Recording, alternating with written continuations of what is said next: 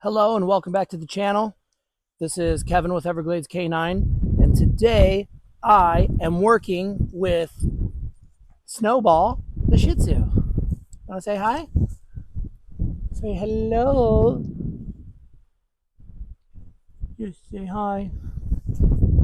All right, so today what we're going to do with Snowball, if you've been keeping up, we're doing a board and train with two sibling Shih Tzus, Snowball and Marshmallow.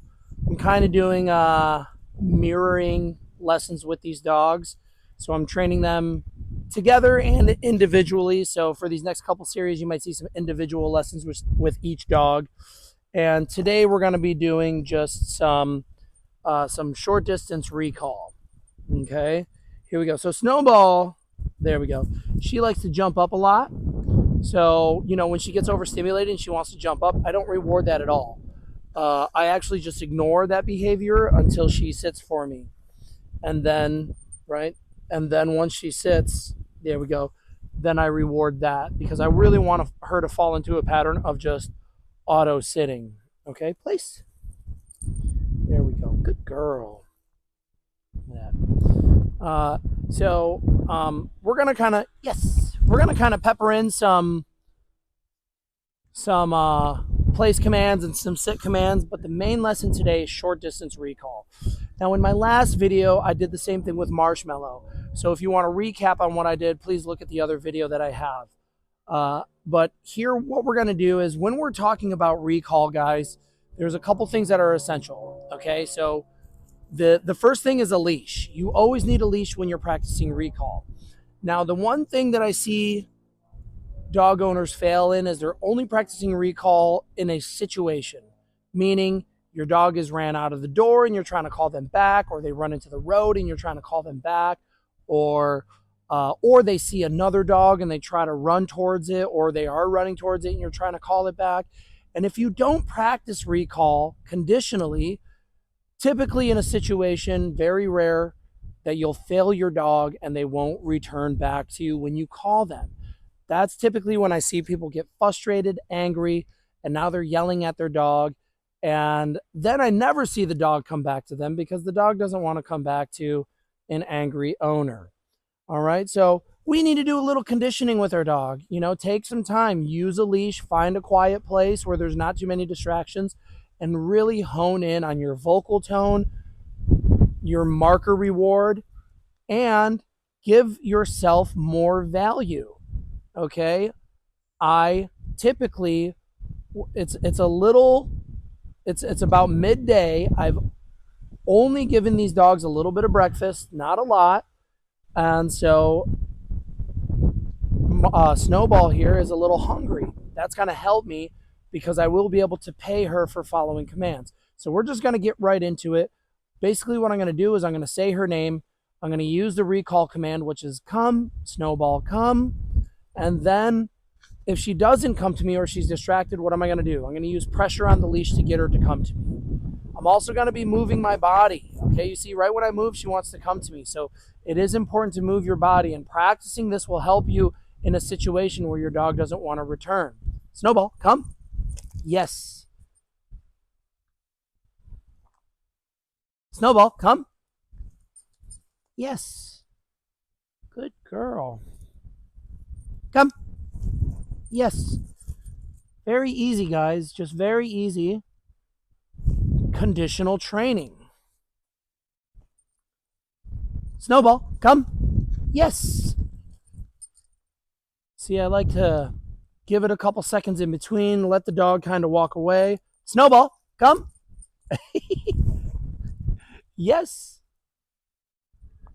Just try to jump on that place. We've been working on place, so she's like, oh, yeah, that's what I'm supposed to do. Snowball, come. Yes. Even if she's not coming to me right away, I'm going to mark and reward for the eye contact, okay? I'm going to mark and reward for the eye contact because that is one of the most important things.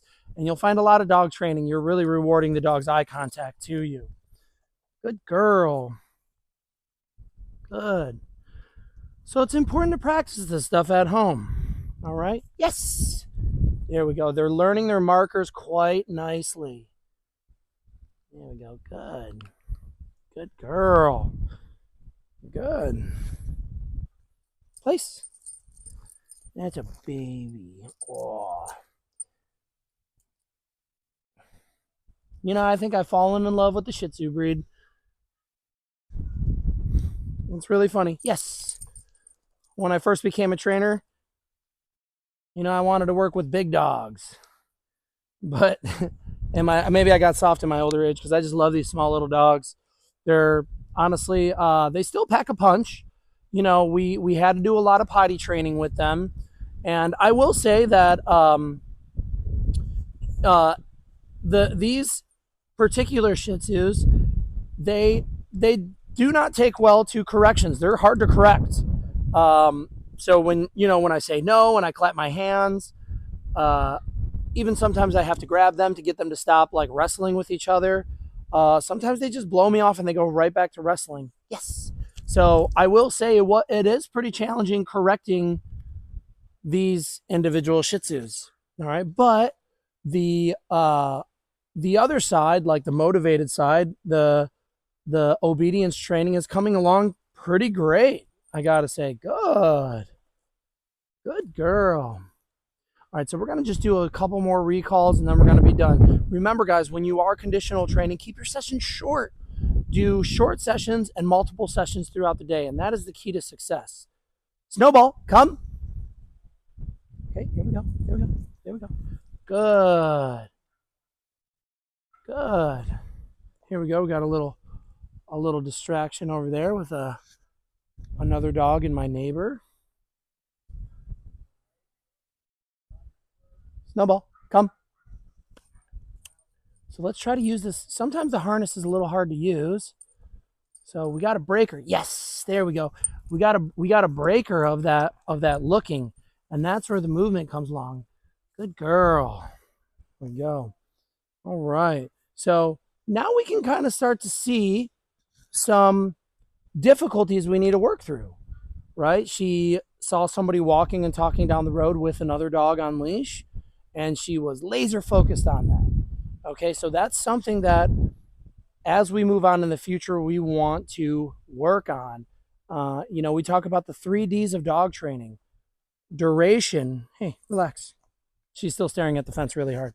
So we talk about the 3Ds of dog training. Duration. Can your dog hold a position? Come, place. All right. Can they hold a position? Distance. Can you walk away from them and they'll still hold that position? And then finally, distractions. Can they hold a position while you walk away, while there's distractions happening in the real world? And if you can encompass all three of those and your dog is obedient through all 3Ds, then that you are on the right path to a good bond and your dog being very, very socialized. Okay? Socialization. That doesn't mean your dog goes to the dog park and loves every dog. Socialization means your dog is neutral in every situation you bring it in. You could bring it in a crowd of crowded people. Your dog is calm, neutral, not stressed out, listens to you through all of the noise. You bring your dog to a dog park and your dog always comes back to you when it's called. It, in fact, doesn't even really care about the other dogs too much. It only cares about you. Okay, so that's true socialization, is neutral, a neutral dog. All right. Okay, with that said, we're going to go ahead and end the lesson. If you have any questions or comments, leave them down below. I try my best to answer them. And always remember, guys, happy training, and we will see you on the next lesson. Let's go, baby.